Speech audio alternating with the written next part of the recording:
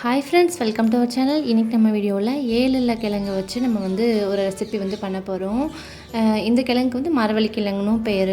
இந்த ரெசிப்பியில் இந்த கிழங்கை தொலியை ஃபஸ்ட்டு ரிமூவ் பண்ணிக்கோங்க. ரிமூவ் பண்ணிவிட்டு ஒரு டைம் மட்டும் வாஷ் பண்ணிவிட்டு மிக்ஸி ஜாரில் ஆட் பண்ணிக்கோங்க. 200 ml அளவுக்கு தண்ணி சேர்த்து இதை நல்லா மையாக அரைச்சி எடுத்துகிட்டு வந்துடலாம். தண்ணி சேர்த்துட்டு அரைக்க ஆரம்பிங்க, அப்போ தான் நல்லா அரைக்கும்.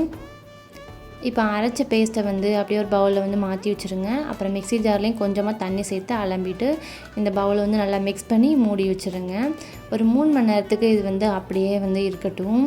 3 மணி நேரம் கழித்து மூடியை ஓப்பன் பண்ணி பார்த்திங்கன்னா இந்த மாதிரி தண்ணி மேலே நிற்கும். அப்படியே மாவு அடியில் ஃபில்டர் ஆயிரும். 3 மணி நேரம் கழித்து உங்களுக்கு வேறு ஏதாவது ஒர்க் இருக்குன்னா ஃப்ரிட்ஜில் தூக்கி வச்சுருங்க. மாவு புளிக்கிறதுக்கு வாய்ப்பு இருக்குது.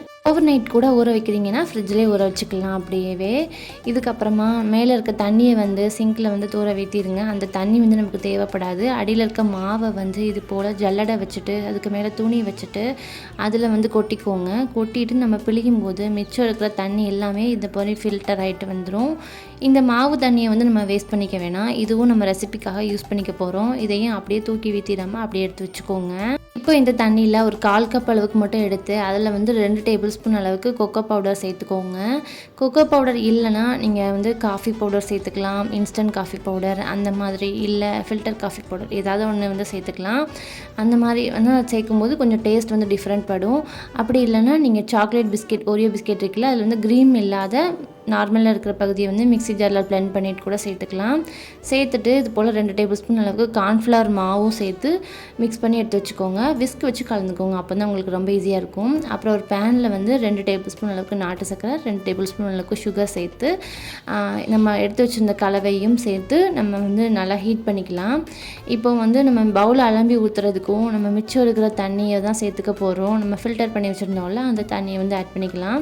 ஆட் பண்ணிவிட்டு நம்ம கலந்துகிட்டே இருக்கும்போது இது நல்லாவே கெட்டிப்பட்டு வர ஆரம்பிச்சிரும். கெட்டிப்பட்டு வர ஸ்டேஜில் மிச்சம் இருக்கக்கூடிய ஃபில்டர் பண்ணியிருந்த தண்ணியை ஆட் பண்ணிக்கோங்க.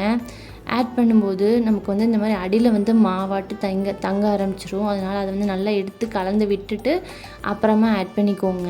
இதுக்கப்புறமா நம்ம அந்த கிழங்கையும் நம்ம ஆட் பண்ணிக்க போகிறோம். ஆட் பண்ணும்போது இந்த மாதிரி தான் இருக்கும். அப்புறமா நீங்கள் கலந்து விடும்போது இந்த மாதிரி ஒரு அல்வா கன்சிஸ்டன்சிக்கு ஒரு 2 நிமிஷத்துலேயே வர ஆரம்பிச்சிரும். இந்த கன்சிஸ்டன்சி வந்ததுக்கப்புறமா நீங்கள் ஸ்டவ் ஆஃப் பண்ணிக்கோங்க. இது பர்ஃபெக்டான கன்சிஸ்டன்சி. நமக்கு இதில் இந்த ஸ்டேஜில் நெய்யோ எண்ணெயோ எதுவுமே தேவைப்படாது. இந்த மாதிரி சட்டியை விட்டு நீங்கள் வர ஆரம்பித்ததுக்கப்புறமா ஸ்டவ் ஆஃப் பண்ணிடுங்க, அவ்வளோதான். இந்த மாதிரி நல்லா ஸ்டிக்கியாக இருக்கும். அதனால் 2 டேபிள் ஸ்பூன் அளவுக்கு கார்ன்ஃப்ளவர் மாவு சேர்த்து நம்ம இதை சப்பாத்தி பத்துக்கு தட்டிக்க போகிறோம். ஃபுல்லாகவே சூடு ஆறுனதுக்கு அப்புறமாவே தான் கார்ன்ஃப்ளவர் மாவு சேர்த்துட்டு நீங்கள் கை வைக்கணும். இல்லைனா கை சுட்டுருங்க, பார்த்து ஹேண்டில் பண்ணுங்கள். அப்புறம் போர்டில் உங்களுக்கு தேவையான அளவுக்கு எடுத்துகிட்டு மாவை அது மேலேயே லைட்டாக கார்ன்ஃப்ளவர் மாவு டஸ்ட் பண்ணிவிட்டு இந்த மாதிரி குட்டி குட்டி பீசஸாக கட் பண்ணிக்கோங்க. உங்களுக்கு இந்த மாதிரி பண்ணுறதுக்கு விருப்பம் இல்லைனா நீங்கள் கையிலே கூட குட்டி குட்டி பவுலாக நீங்கள் பால்ஸ் மாதிரி நீங்கள் ரெடி பண்ணி எடுத்துக்கலாம். பபிள் அப்புறம் மிச்சம் இருக்கிற மாவை நீங்கள் ஃப்ரீசரில் ஸ்டோர் பண்ணி வச்சுக்கிட்டிங்கன்னா உங்களுக்கு 1 வீக் வரைக்கும் இந்த மாவு நல்லாயிருக்கும். உங்களுக்கு எப்பப்போ பபிள்ஸ் தேவைப்படுதோ அந்த டைமில் நீங்கள் எடுத்து யூஸ் பண்ணிக்கலாம். இப்போ ஒரு பேனில் 2 டேபிள் ஸ்பூன் அளவுக்கு நாட்டு சர்க்கரை சேர்த்து தண்ணி நல்லா கொதிக்கணும். ஒரு 1/4 கப் அளவுக்கு அந்த மாதிரி கொதிக்க ஆரம்பிச்சதுக்கப்புறமா பபிள்ஸ் சேர்த்துக்கோங்க. சேர்த்துட்டு ஒரு கொதி வந்ததுமே ஸ்டவ் ஆஃப் பண்ணிடுங்க. ரொம்ப கொதிக்க வைக்கணும்னு அவசியம் இல்லை. அவ்வளோதான், நமக்கு பபிள் டீ தயாராகிடுச்சு. இதை பபிள்ஸ் எல்லாத்தையுமே ஒரு பவுல் ஆட் பண்ணி நீங்கள் சூடாக இருக்கிற டீ கூட சர்வ் பண்ணலாம். இல்லை கோல்ட் காஃபி கூட நல்லா ஐஸ் க்யூப்ஸ்லாம் போட்டு நீங்கள் சர்வ் பண்ணிங்கன்னா நல்லா டேஸ்ட்டாகவே இருக்கும். இந்த ஒரு ரெசிபியோட டேஸ்ட் பார்த்திங்கன்னா டீ கூட வச்சு சர்வ் பண்ணும்போது ரொம்ப ஆவரேஜாக தான் இருந்துச்சு. நீங்கள் காஃபி கூட வச்சு கூட நீங்கள் ட்ரை பண்ணலாம். கொஞ்சம் பெரிய பபிள்ஸாக நீங்கள் உருட்டிக்கிட்டிங்கன்னா உங்களுக்கு வேலை ரொம்ப ஈஸியாக முடிஞ்ச மாதிரி இருக்கும். இந்த மாதிரி ஏலக்கிழங்கை சாப்பிடாத குழந்தைங்களுக்கு இந்த மாதிரி டிஃப்ரெண்ட்டாக செஞ்சு தரலாம். என்னோடய குழந்தை ரொம்ப நாளாகவே இந்த ரெசிபி கேட்டுகிட்டே இருந்தா.